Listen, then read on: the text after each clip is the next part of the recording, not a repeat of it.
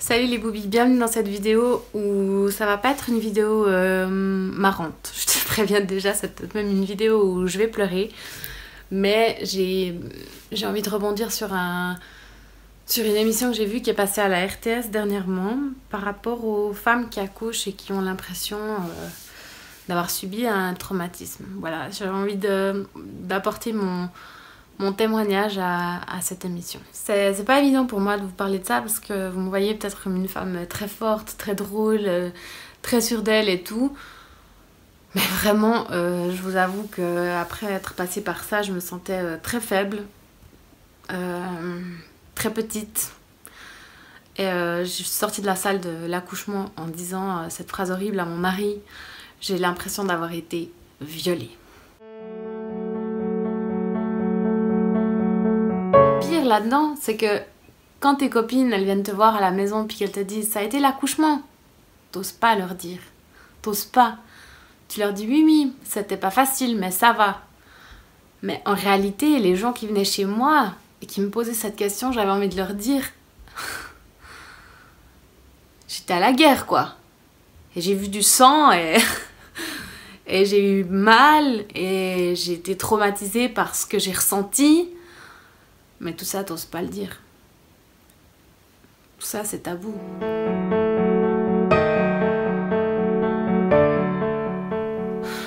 Je suis aussi passée par la case parler à un pro de mon accouchement parce que j'avais besoin de débriefer en fait ce qui s'était passé. J'y comprenais rien, je me sentais incapable. Et je me suis dit, je refuse de vivre ça pour un deuxième accouchement. J'étais comme révoltée quoi, contre tout le monde. Essentiellement, je dirais les médecins. Alors qu'en fait, je pense que c'est leur donner la faute un peu trop facilement. Alors je dis pas, hein, chaque accouchement est différent, les personnes qui vont vous entourer seront différentes aussi à chaque fois. Ce qu'il faut pas oublier, c'est que le corps médical, il est pas là pour vous faire chier. Il est pas là pour vous faire mal. Il est là pour sauver votre enfant, il est là pour vous aider à le mettre au monde. Vous êtes une équipe à ce moment-là. Et puis souvent on dit ah ces médecins, tous des bouchers, des bouchers, hein, genre le métier de boucher. Écoutez, je crois que non quoi. Je crois que c'est vraiment pas leur but de se dire alors qu'est-ce qu'on a là? Non, franchement je pense pas. Je pense que c'est leur métier et que s'ils voient qu'il y a un problème, c'est important d'agir. Je pense qu'on oublie peut-être, moi on m'a pas assez prévenu, je dirais, qu'ils vont tout faire pour sortir cet enfant. Qu'effectivement à ce moment-là, le fait de se sentir comme une simple enveloppe, ben, c'est peut-être pas si faux quoi. Si l'enfant est en danger, ben c'est peut-être bien qu'on vous appuie sur le ventre très très fort jusqu'à avoir envie de mourir. Je sais pas. Ce que je reproche un peu, c'est un reproche général, j'aurais envie de dire. J'ai pas envie de mettre la faute à quelqu'un, loin de là. C'est peut-être expliquer qu'est-ce que c'est un forceps. Peut-être au cours d'accouchement, on pourrait se le passer de main en main, expliquer, voilà, c'est ça. Certains gynécologues vont utiliser ça. Et ça peut paraître un peu morbide où on se dit oh là là on commence mal si on parle déjà de forceps, mais non je pense pas. Pour ma première grossesse j'ai eu le forceps, donc j'ai pas eu la ventouse, j'ai eu pour ma part le forceps. Je vous dis pas hein, la tête d'un bébé à travers ton vagin, t'as beau que le col soit dilaté à 10, la tête du bébé elle fait toujours encore un peu plus. Donc autant te dire que même si on te met un forceps qui va mesurer 2 mm, ben, tu vas les sentir ces 2 mm. Faut pas déconner hein. Et tu vas sentir cette pression sur ton périnée. C'est normal, ça va te faire mal. Ça va te faire même peut-être très mal. Tu vas peut-être même avoir l'impression de mourir. J'ai eu cette impression de je vais mourir. C'est normal qu'on le vive comme un traumatisme si on se dit qu'on va mourir, hein. Non? C'est normal.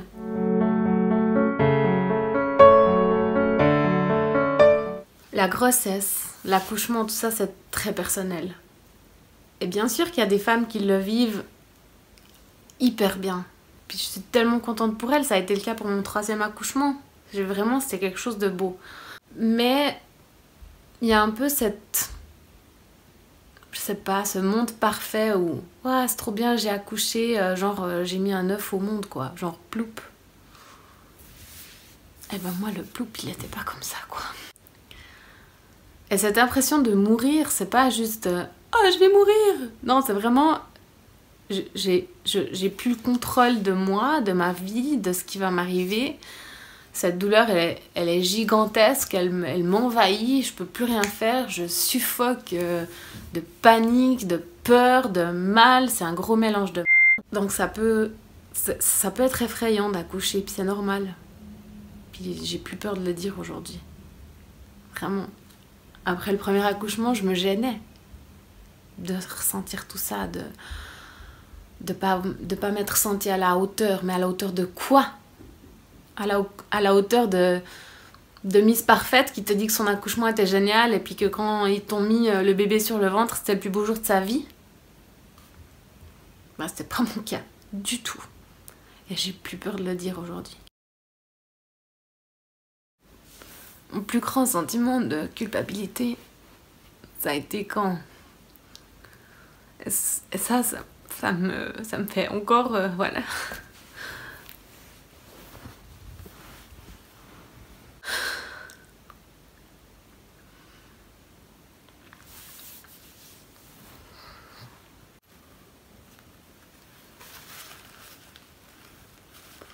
Mon plus grand sentiment de culpabilité, ça a été que j'ai même pas, pourtant c'est pas grand chose, hein, j'ai même pas pu donner un sourire à ma fille quand elle est venue au monde.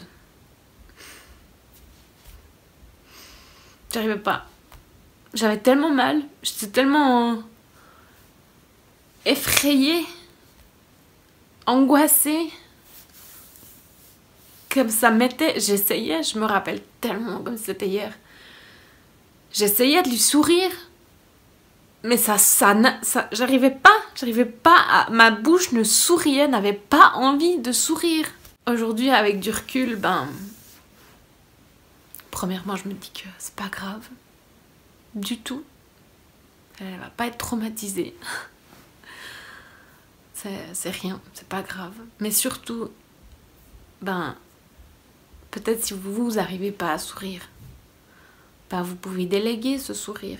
Il y a un papa qui est là aussi, qui est autant un papa que vous, une maman, qui lui n'aura pas vécu tout ça.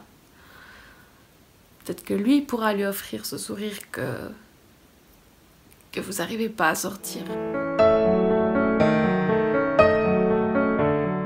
Je me sens privilégiée d'avoir pu porter la vie, d'avoir pu accoucher sans complications, que mes enfants soient nés à terme, qu'ils vont bien, qu'il n'y a pas de maladie. J'ai beaucoup de chance. Mais j'ai aussi le droit de dire que c'était merdique.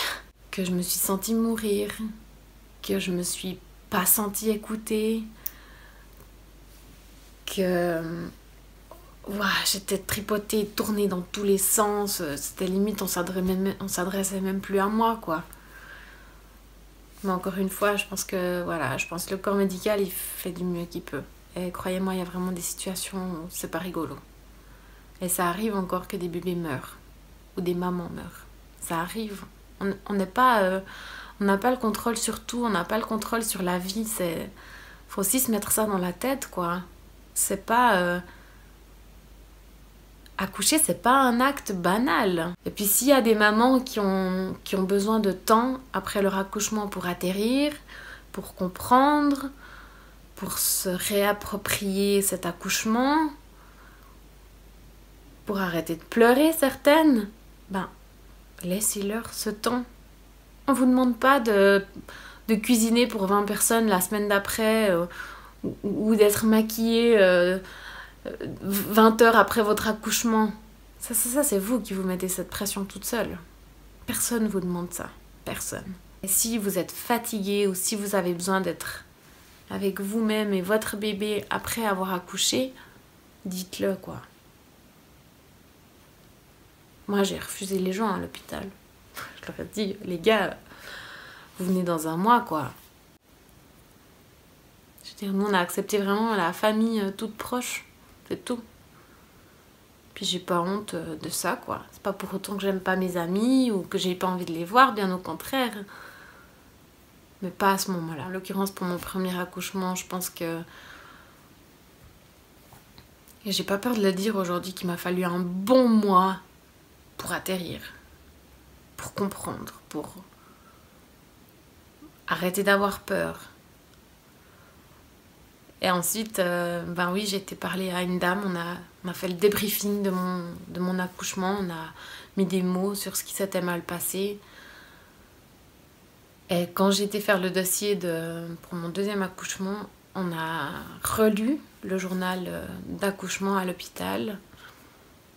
Et je pense aussi que c'est à ce moment-là que je me suis réapproprié mon accouchement. Et je me suis dit, ok, ça pas comme ça. Ça, d'accord, ça, non.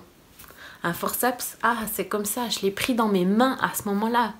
Et je me rappelle que Elvire, donc ma sage-femme depuis le début, donc qui vient à la maison, hein, qui était pas avec moi pour accoucher, malheureusement, elle m'avait demandé, est-ce que tu as encore des questions?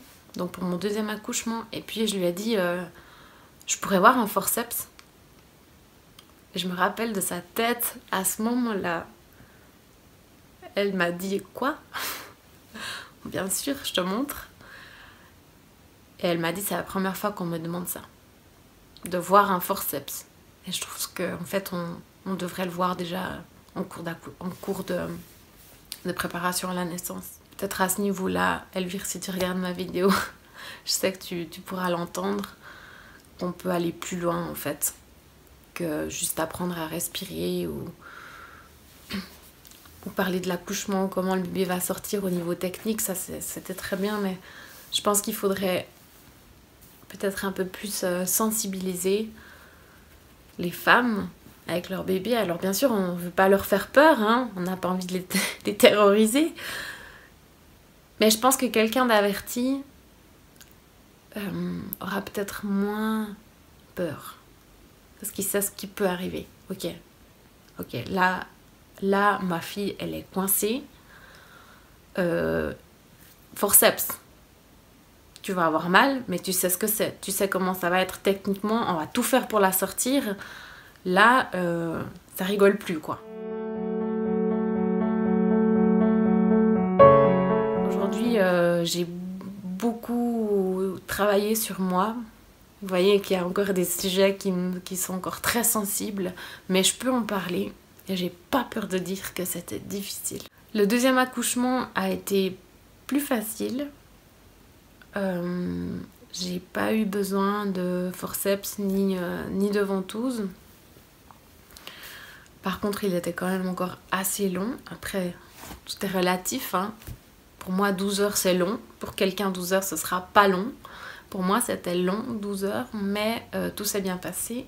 Et pour la troisième, c'était magique. J'ai accouché dans l'eau, sans péri. Ça reste un moment. Alors, c'était dur, quoi. J'ai eu monstre mal. Je criais dans cette salle d'accouchement. Je faisais des bruits qui ressemblaient à des animaux. Ça aussi, quoi. On a peur de gêner. On n'ose pas trop crier. On reste très très poli quoi en Suisse quand on accouche. Bon, je pense qu'en Europe en général, mais en Suisse on n'ose pas jurer, on n'ose pas... Mais purée quoi, c'est votre accouchement, si t'as envie de crier, tu cries quoi. Si t'as envie de mordre dans une lavette, voilà, fais-le quoi. Ne te sens pas gêné quand tu vas accoucher. C'est toi et ton bébé. J'espère que toi qui regardes cette vidéo, tu pourras entendre ce que j'ai dit, tu pourras peut-être poser les bonnes questions. Je veux pas te théoriser, je veux juste te sensibiliser que c'est pas simple. Mais plein d'autres femmes sont passées avant toi. Peut-être ça te réconforte un peu. Et plein de femmes te diront que Avoir des enfants, c'est magique. Les mettre au monde, peut-être un peu moins. Voilà, merci d'avoir regardé ce petit témoignage. Peut-être ça pourra vous aider, peut-être vous vous reconnaîtrez là-dedans. Si c'est le cas, ben, vous pouvez toujours m'écrire, ça me fait plaisir de voir que on n'est pas seul. Je vous fais des gros becs et à bientôt.